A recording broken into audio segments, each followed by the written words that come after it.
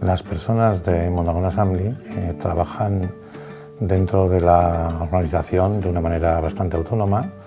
La gestión es bastante compartida, estamos divididos en diferentes negocios, cada negocio tiene su autonomía y a su vez cada negocio está dividido en diferentes proyectos y esos proyectos se les asigna un equipo y ese equipo es el que gestiona la mayoría o el 90% de los objetivos de ese proyecto.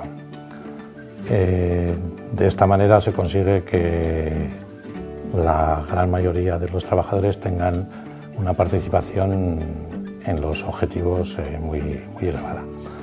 Por otro lado, las filiales también son filiales autónomas, tienen su capacidad de decisión.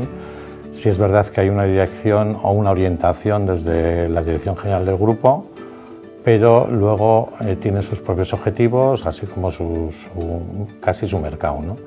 Ellos son autónomos.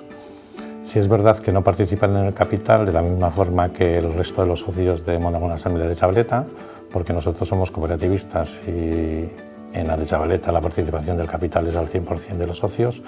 Ellos no, pero sí que participan de alguna manera en los beneficios o resultados que pueda tener el grupo global y cada planta en particular.